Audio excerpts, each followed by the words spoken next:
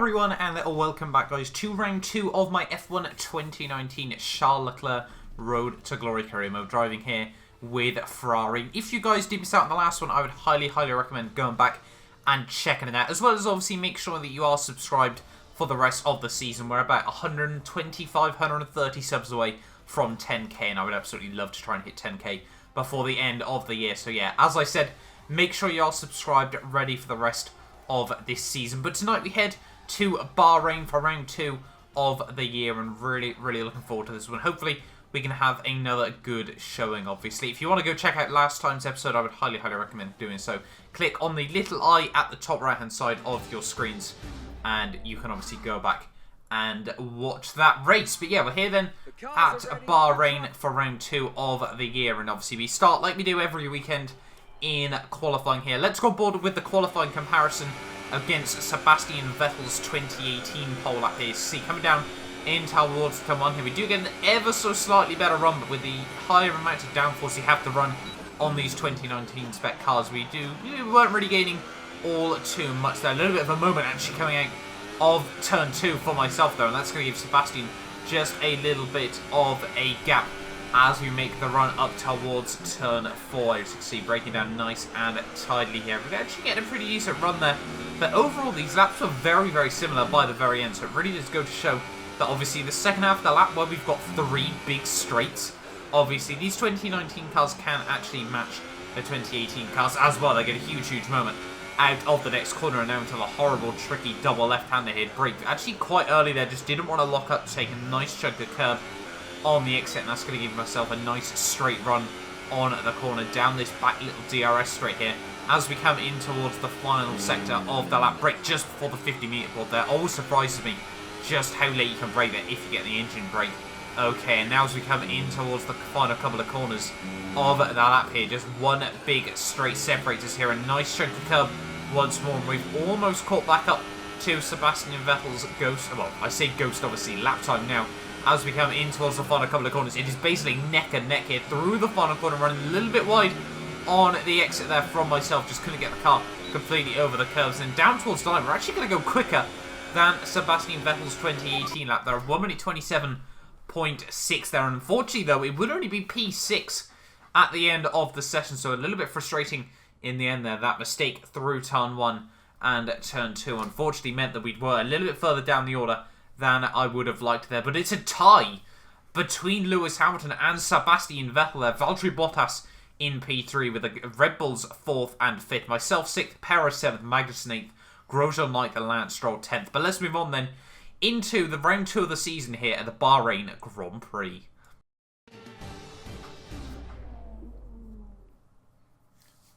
So here we are then in Sakhir, ready for round 2 of the year, and really looking forward to this race. Plenty of opportunities to be overtaken around the Bahrain Grand Prix circuit. Obviously, hopefully we can try and pull those to full effect. Starting a little bit lower down the grid than I would have liked down in P6. Unfortunately for me, not a track that I get on particularly well with, as well as one that the AI tend to be quite OP at as well, which is a little bit unfortunate from that standpoint. But yeah, 15 corners around this Bahrain Grand Prix circuit with a huge amount of straights as well. Only 2 DRS zones, quite surprisingly, when there could quite easily be 4 around here as well. But yeah, quite an interesting little circuit, and hopefully we can just try to capitalise at the start of the race. In terms of the grid order then for this race, it would actually be my teammate Lewis Hamilton even would be on pole with a tied time to my teammate Sebastian Vettel there, a tie for pole. We don't see that all too often. Valtteri Bottas in P3 with Gasly 4th, myself Charles Leclerc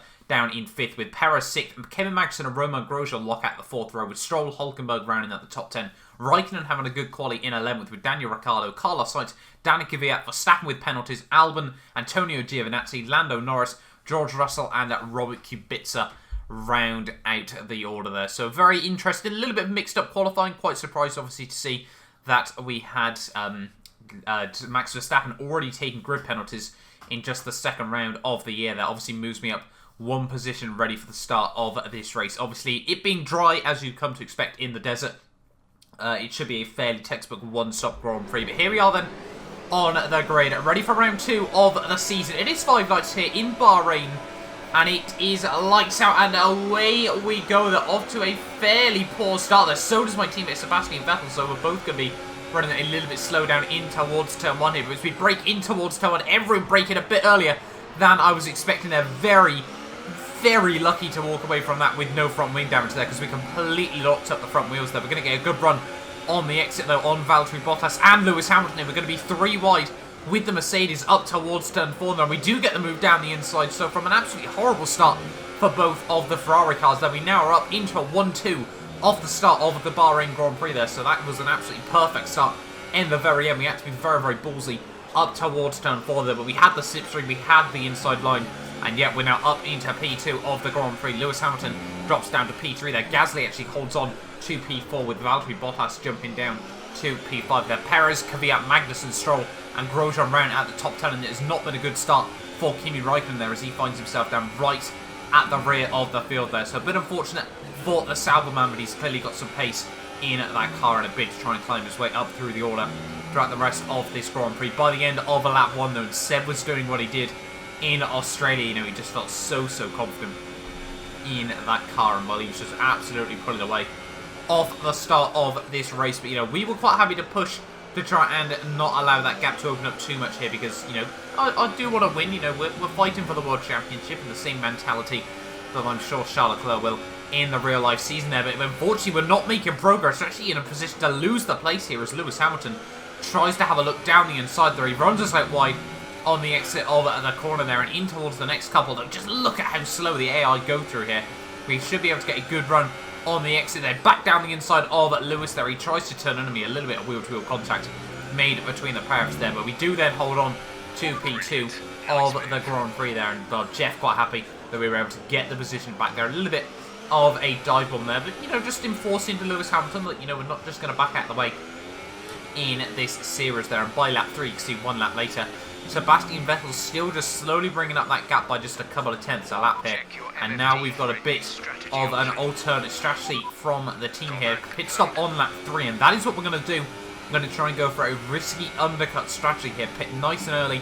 Hope that we can utilise those soft tyres, because, well, as we saw in qualifying and in the early stages of this race, the super softs were just not working for me. I don't know what it was about them, but yeah, I really was struggling for pace and confidence on these tyres. So yeah, hopefully we can try and capitalise on this undercut strategy over Sebastian here. Maybe we might force him into pitting a bit earlier than he would have liked as well here, but you know, only time will tell as we come through the final couple of corners of the lap. Break nice and tightly into the pit lane there. Actually got the car slowed down very early there, but much rather have it that way than the other way around, and we pick ourselves up a 5-second time penalty there, so quite happy with that. Overall, a 2.7 second pit stop. Nothing too impressive, but also nothing too poor either. And obviously we're going to drop right down to the rear of the field here. But more importantly, how much free track space do we have as well? I think we're actually going to have quite a bit as we exit the pit lane here. So now it's crucial that we try to, you know, just punch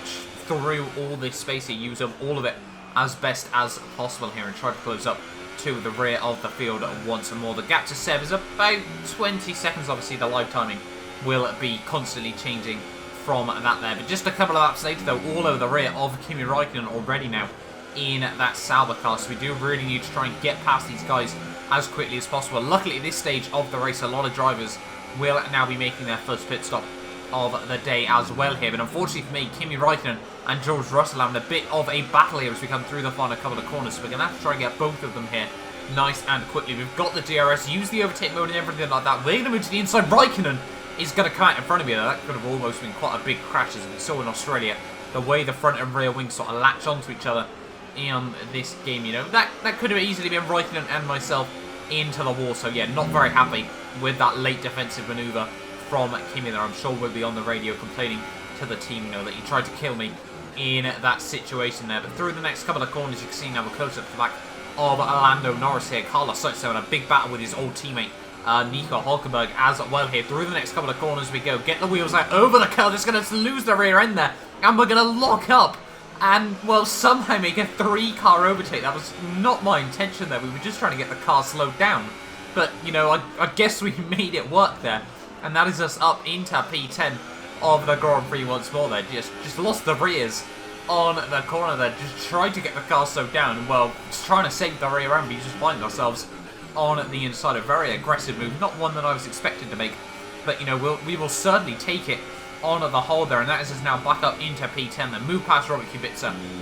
Back up into P9 there, as well as now my teammate Sebastian Vettel is into the pits here. So this is going to be where we find out how far behind Sebastian we really are in this Grand Prix. How much work are we going to have to do in the second half of this race? Are we going to be ahead of him? Are we going to be very close to go for a bit of a battle as well here? Let's just find out. Pretty much obviously everyone in front of me now down into the pit lane there, apart from Giovinazzi and Ricciardo there. But just having a look down the pit lane, there is Sebastian Vettel. So we haven't quite been able to make this undercut work here, but we now have a good couple of laps and we can try and attack him as he gets those tyres up to temperature here. So this is absolutely pivotal in this Grand Prix, that we continue to apply the pressure to my teammate Sebastian here as we now come on to lap 9 of this Grand Prix. The tyres are now really starting to equal out. We do set the fastest lap of the Grand Prix. We've got the DRS, the overtake mode, the Rich revs, and everything else is going to move to the inside in towards turn 1 here. Seb tries to turn in, but we make it work, and now we're up into the lead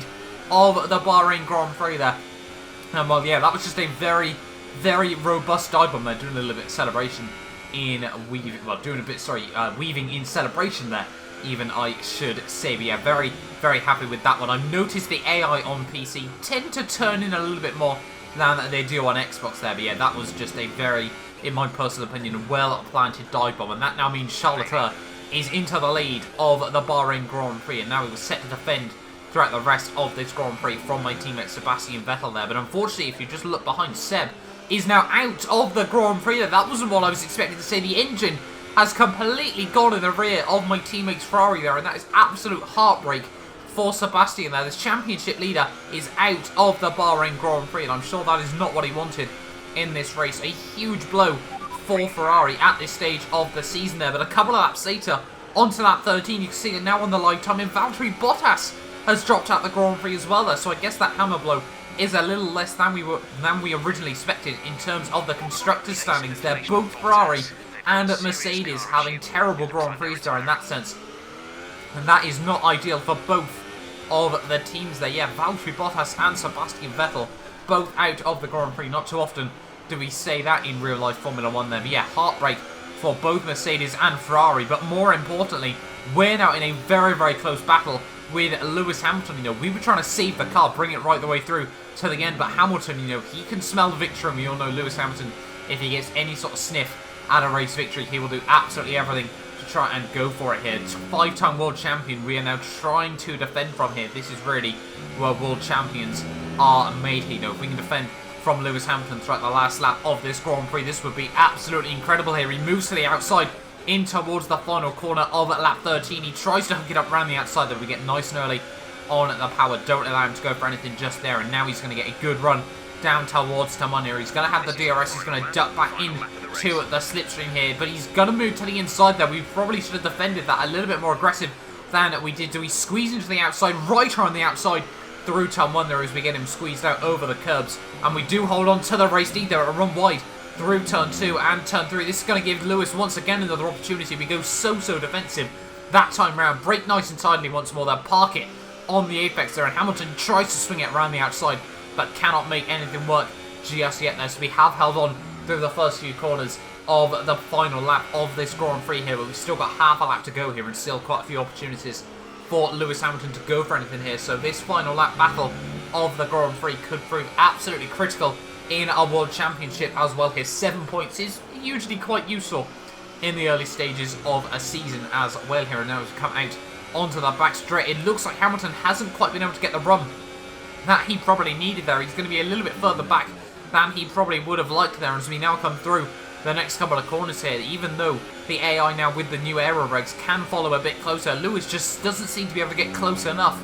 at this stage of the lap. And now we've just got one corner to go of the Bahrain Grand Prix there. Now down the back straight once more. I don't think Hamilton's going to be a threat here. I think we are going to be able to get a run, doing a little bit of a weave in celebration there, and in through the final corner of the final lap, down towards the line. It is going to be the race victory here for Charles Leclerc. Grazie ragazzi, Forza Ferrari, and I'm sure that is the first of many. Fantastic. You've won the Grand Prix.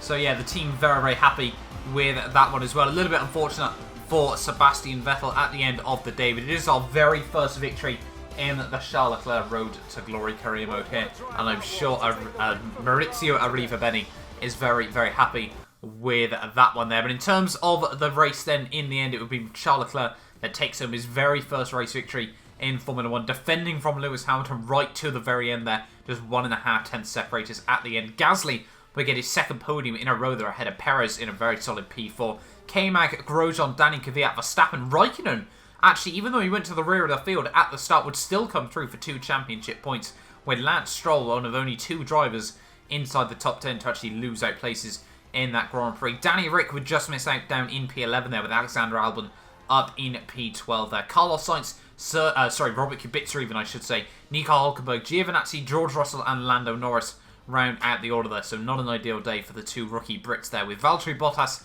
and Sebastian Vettel the only 2 drivers not to make it through to the end of that Grand Prix there. So yeah, very, very unfortunate for them. Sort of ideal, you know, that happened to both teams, so the Constructors' Championship isn't blown wide open just yet there. But you can see 43 points now to Pierre Gasly's 30. I don't think many people would have called the 2 new drivers moving up to the big leagues here. We'll be having a 1-2 in the Drivers' World Championship after the opening couple of rounds of the year there. Sebastian Vettel on the 25 points that he scored in Australia, with Hamilton now tied with Romain Grosjean on 18 points there. Perez on 16, Danny Kvyat on 12, with Magnussen, Hülkenberg, Carlos Sainz, Kimi Raikkonen, Alexander Albon and Lance Stroll a bit further down the order. And now just Williams left to score after the opening 2 rounds of the year. Mercedes move all the way back up to P4 there, but look at Haas all the way in P3. Fantastic job by the American team so far. Consistency is definitely key there, with Force India up in P5 there, with Toro Rosso down to P6. But there we are then, guys, the end